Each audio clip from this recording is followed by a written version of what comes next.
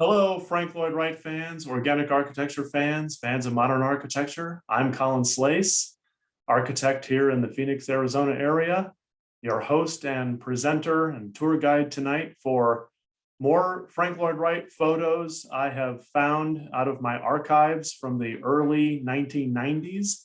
And so we're going to be traveling through the Midwest some more tonight. And let's get right to it and start traveling around the Midwest and enjoying more of Frank Lloyd Wright's work. So again, this is from the early 1990s. And the first building we have here is the Greek Orthodox Church in Wauwatosa, Wisconsin. And as you can see here, I tried to get this photo perfectly symmetrical and centered, didn't quite make it. But really an amazing building. You have here kind of the thorns of the crown that Jesus wore, and kind of a lot of symbolism and representation of that. Like I said, a lot of symbolism here in this building. The blue dome blending in with the sky. It was really an amazing building. And the planters here, Frank Lloyd Wright was typically known for the fountain out in front. Just a really, really cool building. Like I said, we went all over Wisconsin, Michigan, Indiana, Illinois, everywhere. So my buddy and I, we got around. The Johnson Wax Building, Racine, Wisconsin. Administrative building for the Johnson Wax Company, their headquarters. Here you see the thin concrete dendriform columns that spread out here to the top. It spreads out here. Of course, the story goes that the building department did not want to approve these slender columns, didn't think they could support the weight. So during construction, Wright did a test of one of the columns, loaded it up with thousands of pounds of sandbags, I think it was, and it was able to withstand not only the weight that it was designed to, but well over that weight, until it finally, Wright had them stack sandbags on it until it collapsed. But that was well beyond the load capacity for the columns. So the idea here is kind of a forest of trees, sort of this feeling that you're in a forest. The light comes through from the roof in between the columns. These are Pyrex tubes, these glass tubes, to let light in from the top. Very difficult to seal, very difficult to keep waterproof. But the design idea here of natural light coming in was, obviously to be expressed, and was the crux of the design. Architect Philip Johnson said it was the finest room in America, and a great place to work. And here, Mr. Wright even is able to get his infamous Cherokee red floors and carpeting, and also in concrete, and just about every building he did. And let's see, we've got another picture here of the front lobby entrance area, that red concrete, the reception desk here, multiple story. You have this grid of columns, the dendriform lily pads, as they were termed, at the top, light coming in through the glass in between. Brick was the main material throughout, concrete, and this Pyrex tubing. I mean, here you even have the glass going around this column. Amazing building. Here you have the FC Bach House in, remember where this is, Milwaukee. Hard to see it down here. So we're still in Wisconsin. This is still during Wright's kind of Mayan influenced period in the 19 sort of teens or 20s. It's pretty much a square shaped plan, but Wright's features here of expressing the base that the house sits on. Large roof overhangs, sense of shelter. But then Wright does have this kind of sort of ornamentation here of this kind of Mayan 1920s kind of influence, carvings here. Trying to keep the windows, trying to keep it open, but also provide privacy because the street is behind us here. You have the driveway here, and you actually have the entry here. So again, Wright always hiding his entries. Here's kind of another detail of that ornamentation at the top here, that Wright was kind of doing in the teens and 20s. Then a little bit later in his period, I think this is what Frank Lloyd Wright called his last prairie house, the Herbert Johnson house, called Wing Spread in Wind Point, Wisconsin. It's called Wing Spread because there's the central core here of the living, probably dining, kitchen, not sure if that is, but the living area here, with the taller roof. There's a kind of a stairwell here, I think, for the children to come up and peek out, kind of be able to see out over the land.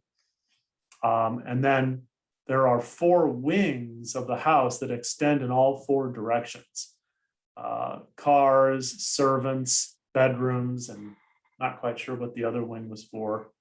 I can't remember, but the house definitely did spread itself out across the landscape from this taller central core living area with the fireplace in the middle, of course. And then, of course, Wright's infamous cantilever. I mean, this is taken to an extreme here. But again, the base on the ground expressed from the exterior here. And then the cantilever here with the generous roof overhangs here, opened up to let some light in. It's from the pool. Again, Wright's Cherokee red floor coloring, concrete color.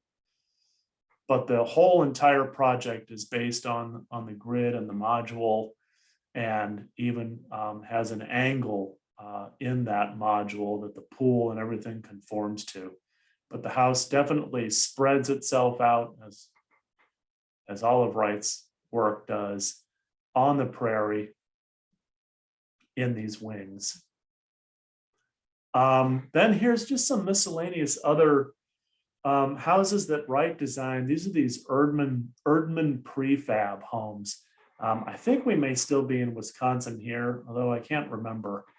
But you know, these are even less expensive, kind of inexpensive, sort of developer type homes that Wright, you know, I'm going to say tried to design and work with Marshall Erdmann doing these prefabricated homes. You know, there's some question about how successful these were. There's some things here that are obviously Frank Lloyd Wright, but some things that aren't, like these single hung windows, which Wright would never have done. So it's definitely kind of a different system that Wright was trying to work within, and I got to give him that.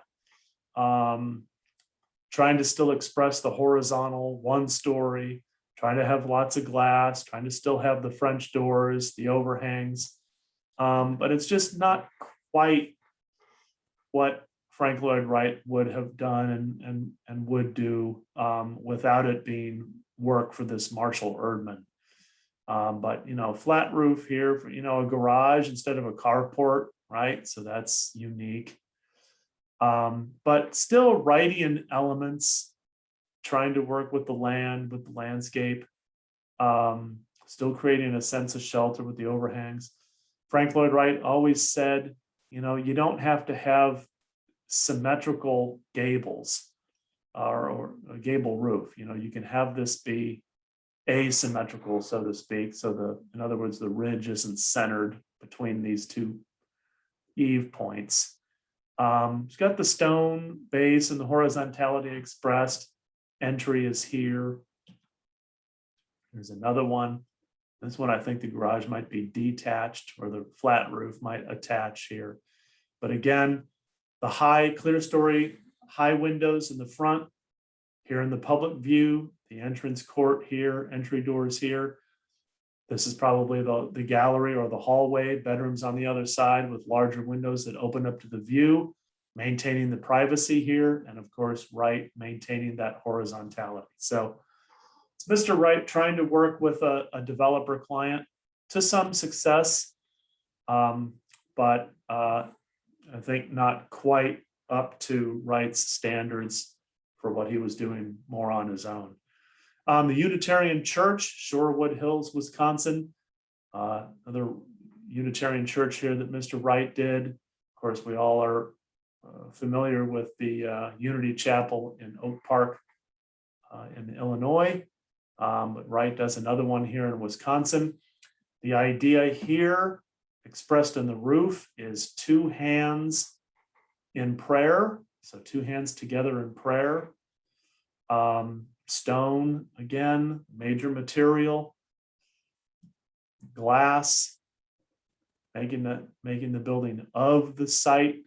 The site slopes here. So Wright, of course, the best at always working with the landscape, with the slopes. Again, generous roof overhang, always a sense of shelter in Wright's buildings. The famous picture here of this prow. This is the chapel area, the prayer area, and the rest of the building is kind of this one-story, almost house-like. This is almost kind of like the living room, and then the rest of the building kind of extends out. You can kind of see it here, a single story. I think there's a fireplace here, and some offices and some classroom and some administrative spaces, some spaces where people can gather, and those kind of spread out in the landscape, almost kind of like bedrooms would in a home. This picture is kind of dark. It's kind of hard to see, but it actually really does reveal a lot. This door here is open. This was an office, from what I can remember, or I think it might have been kind of a gathering area here for children, because I think there was a playground nearby, and my friend and I sat here on this, I think it was a built-in bench here, and this door was open. It was a beautiful day. You can see the greenery of the landscape out beyond. You could see the ceiling line extend straight through to the outside, and we sat there with this door open. I think the breeze was coming in.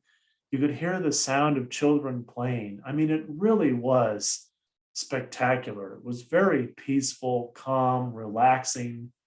It was really quite a memorable experience. This is at the far end of the building. Really cool. We happened to make the grand opening of the Monona Terrace Civic Center in Wisconsin. So this was a project that Wright designed. Gosh, I think it started in the 1930s. It wasn't built until the 1990s. Almost kind of similar, I think, to the Guggenheim Museum, where it had a lot of, the design took a while. It had there were a lot of changes in the client, so to speak, and who Wright was dealing with. And then Mr. Wright died.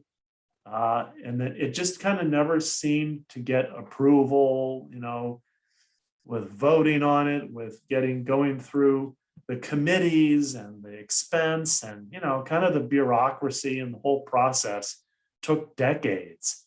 But it finally did get built, I'm sure with some sort of major modification to fit current codes and budget and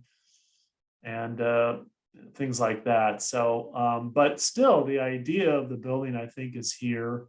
Right out here, out over the lake, and it really is it's a stunning project. So here you have the people out here on this terrace above, these cool light fixtures here. You can imagine at night, you can see the geometry of the curves and the circles here. Very festive atmosphere that day. So it was great to be able to attend the grand opening. Belvedere, Illinois, the Pettit Mortuary Chapel. Again, a really cool little building that I think Wright did, I want to say maybe in the 1920s. or so, teens or 20s, I'm not quite sure. But again, you have the typical hip roofs, large roof overhangs again for a sense of shelter. The windows grouped underneath the eave, always to the eave. This horizontal line collecting the window sills, extending across. The base of the house expressed on the ground. So again, you just have all the features of prairie architecture in this little chapel. So really, it was very peaceful little building. I really liked it, even though we were at a cemetery here. And then again, you know, you've got the flowers planted here. So you've got nature again coming in and this balcony. And you've got this low roof, this low ceiling, extending out to these large eaves. And again, you just have this sense of shelter and protection. Just a very peaceful, secure, protective feeling. Again, this sense of shelter is just, which Mr. Wright was the best at. Kind of jumping around here, the Emil Bach House in Chicago, Illinois. Again, you have all the features here, brick, the major material, but you know, again, the groupings of windows, the horizontality expressed, a continuation of these lines, projections of roof eaves and roof overhangs, creating the sense of shelter, a larger overhang here. It's really a composition here of elements, in this case, vertical and horizontal, but very organized, grouped, and expressive, flat roof here. Again, the coping here of the brick. Again, the planter here for shrubbery here, right? Always bringing nature, having nature become a part of the house. I think this planter even steps down here. This tree here, always weaving his architecture into the site. But then, of course, the infamous Taliesin East and Spring Green itself, Wright's second home. He had two homes, Taliesin East in Wisconsin and Taliesin West in Arizona. And so two completely different homes, completely different architecture, because the landscape is different. Here we are in Wisconsin, where Wright described it as where everything's fat and easy, where everything grows solid. And then Frank Lloyd Wright said, and in the desert, where everything's armed to the teeth, everything's fighting everything else, you have this kind of survivalist design that has to take place, and everything's kind of hollow and just a completely different structure. But here we have the hip roofs, again, the large overhangs, balconies here. Stone is the main material, quarried on or near the site. Fireplace chimneys, a house of the hill, not on the hill. Top of the hill's back here. He builds it along the brow of the hill, which is what Taliesin means, on the brow. And here again, you have this slope and this bird walk here that Wright added later, supported by a stone pier actually back here, but it just literally extends the house out into the landscape. It's a great view from out there, of course. Feel like you're flying. Other parts of Taliesin, I think this was the Hillside Homeschool portion of the project that had several buildings for the studio, for students, for faculty, staff, servants, family, friends, apprentices. So it's a whole complex. You know, here the roof, still a hip roof, large overhangs, but it changes in color, but still the stone used as the main material. I remember taking this photograph. I remember it was late in the afternoon, maybe early evening. And I think it was in May or sometime in May. And the mosquitoes and the bugs and the flies that were chewing and gnawing at my ankles, standing in the grass here, trying to take this photo. I could barely stand still long enough to take this shot. It was really memorable. Romeo and Juliet, the water tower here, that's a combination of two different shapes, this kind of octagonal shape, kind of mixed in with sort of this triangular kind of shape and angles. And the idea there was that from the geometry of those shapes, the two kind of weave together and stabilize the structure. And it did. A lot of his family thought it wouldn't last, it wouldn't stand, but still there to this day. So it's the kind of juxtaposition and connectivity between these two shapes kind of help provide stability. Just an interesting photo here, the way this turned out. I did not doctor this at all. It's strange, and walking around Taliesin, it's very hilly, it's beautiful. There's groups of trees here and there, rolling hills, sky, clouds, really a beautiful area. But this particular photograph just really intrigued me, which is why I took it, because you have these hills and the grass, and then you just have this one lone tree.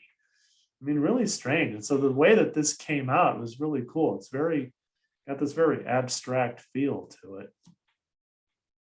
And again, more buildings on the property, some older than others. But again, these large roof overhangs, sense of shelter, the combination of stone and plaster here, pitched roofs, shake roofs, the shake cedar, the shake shingles here. Again, the stone kind of emphasizing the horizontality and emphasizing the rock ledges, the natural striations that form in rock outcroppings, tying it back to that. Moving on to Iowa. This is the Paul Trier House in Des Moines, Iowa. Really cool house. This is the living dining area here. The kitchen's here, from what I can remember. But again, Wright even does the built-in planter here, the plants here, because I think this is the kitchen, because the countertop and the sink are behind here. So we can't have windows go down to the ground. So Wright brings nature in here and allows you to, with this planter, allows you to still have nature right at the window. Steps gradually down to the landscape. So again, there's just that connection. There's another brick planter here. And then of course, these tall French doors from the living area leading out to the terrace. I have another picture here. Here's this planter area here, this brick wall here, the planter at the kitchen. The fireplace is actually here at the end, which is very rare for Mr. Wright, as opposed to it being here in the middle. So it was something different that Mr. Wright did in this particular case. Really nice. The Trier, Mrs. Trier was still alive, toured us through the house a bit. And I remember somewhere in the house, there was a colored pencil rendering of the house, the perspective sketch of the house. It's so cool to see those drawings still at the home. She was a really nice lady and was gracious enough to let us in. Here's again from the yard. Here's that living, dining, kitchen area. And then typical Frank Lloyd Wright, extending this wing of bedrooms out beyond the living, dining area. The low roof here, the higher roof in the living area, just that flat roof, and then here again, you have the high planter here, brick planter here.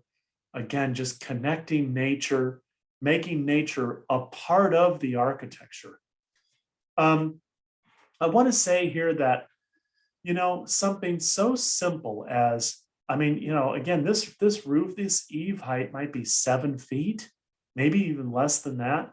It's just really amazing how in all the traveling we did, looking at hundreds of Frank Lloyd Wright buildings and houses around the country, it's amazing how something so simple as just a Cherokee red concrete floor, a 7-foot tall, wall, this band of windows here, again, the sill is, 2.5, 3 feet, whatever it is above the ground. And this band of windows, and then that ceiling or soffit line from the interior extending right out to the outside to that flat roof. So you literally just have floor plane, flat roof plane, and wall and living space in between. How simple that is, but how, excuse me, how liberating that was. And I came to understand that Wright's architecture was about a breadth of space, the broadness of space, the horizontality, that the view extends outward horizontally from your vantage point, not vertically so much. It wasn't so much about volume. This is back in the day when, it wasn't about 10, 20-foot ceilings, and you felt, you got this sense of spaciousness horizontally by the house extending, this single story extending out into the landscape, becoming a part of the landscape that way. Not like today where you have 10, 12-foot ceilings, 20, 30-foot ceilings in the living room, and that sort of just minimizes the proportions and the scale to the human. It just doesn't work as well. This sense of coziness and shelter was just very powerful, even for somebody as tall as me at 6'2". I was never uncomfortable in a 6'8", 6'10", 7-foot ceiling Frank Lloyd Wright house. I loved it. Some other houses here in Iowa, the Jack Lamberson house in Oskaloosa, Iowa. Again, brick. This house was designed on an angular module. So we have the carport here. Again, that horizontality, that large cantilevered roof overhang here, the hip roof, the shallow pitched roof, blending in with the slope of the site. It's just this charming connection between architecture and nature. Here you have the carport here, the brick support structure here. Again, there's the window sills at 3.5 feet or so. The central fireplace kitchen here, living room here. So again, the house extending itself out into the landscape.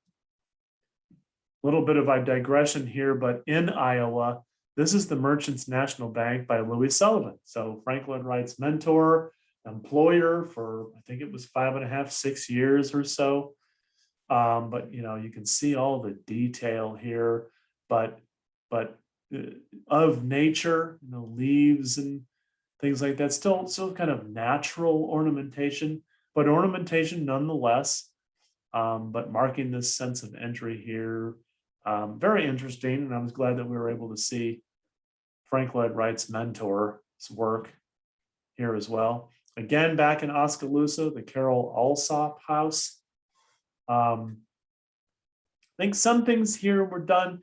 This house, again, trying to be economical and cost saving. I mean, these look like vinyl windows, so I don't know if that was done again after the fact and changed out. But again, here's those asymmetrical roofs again. So right, again, sort of breaking the rules of roofs not having to be the same on each side. This is the living area, the fireplace here, living, and then the bedroom wing along the back. This is probably the primary bedroom here with its own fireplace, I'm going to bet. Yeah, and Mr. Wright would say you should be able to pretty much tell from the outside what's going on inside.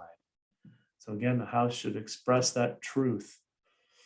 Now we go to Quasquatin, Iowa, and the Lowell Walter house. This was an interesting house, really cool. Brick and concrete. So it has a concrete roof with these upturned, curved overhangs. Again, these large roof overhangs, floor to ceiling glass in the living room. But again, the site slopes. Again, this brick planter with beautiful flowers and shrubs planted here. So again, bringing nature into and making it part of the architecture. The same architectural material used inside the house and for planters extends out into the landscape. This sense of shelter. But, there's this, when I always start my presentations with you guys and I say, hello, fans of Frank Lloyd Wright architecture, organic architecture, and modern architecture, it's because in future presentations, I might do some presentations that are Frank Lloyd Wright, but also, I've photographed buildings by Mies van der Rohe and other more modernist architects, steel and glass, simple, single-story flat roof, minimalist.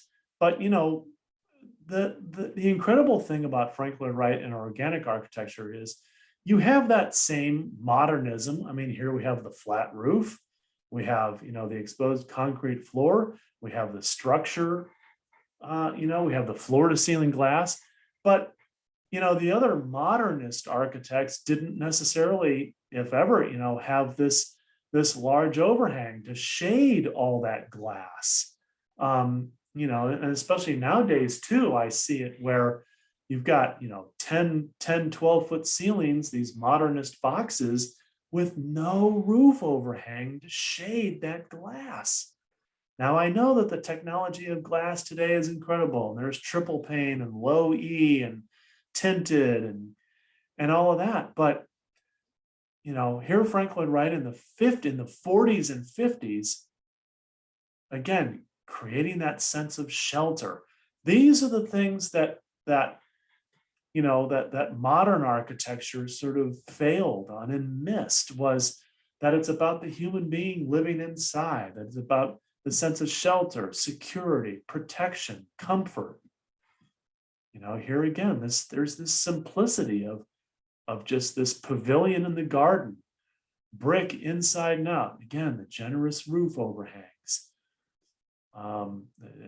Floor to ceiling glass, the French doors, the terrace here. Again, the architecture extending out into the landscape. Just beautiful here. These concrete roofs, painted kind of this sort of reddish, tannish, brownish color. The upturn, it's softened. The light comes in through some pierced openings here, floor to ceiling glass, brick inside and out. Becomes a part of the landscape. The carport is behind us. The entry door is actually right here. Again, you're protected from the elements coming into this entry. This roof shades the house. Again, you have the planter here with the plantings here, retaining wall here, because the landscape slopes down here. So the house connecting itself to the landscape, but very simple. Cherokee red concrete floor. You know, I don't know how tall this is, but, you know, it's not 8, 10 feet, you know, 7.5 foot or so wall, and then flat roof plane. Inside one of the bedrooms, we have the board and batten wood, but then here's that soffit extending to the outside. The clear story windows here, letting light in above. Look, this window's open for ventilation. I mean, the modernist architects in the 50s didn't necessarily do any of that. And so it felt more sterile. You know, Wright called, you know, the international style soulless and mechanical and paper architects and flat and two-dimensional. Wright was very much against that. Well, that ends this presentation. Next presentation, we will continue traveling through the photo archives, through the other parts of the country. And until then, I look forward to seeing you all at that time for my next video. Take care, everybody. See you next time.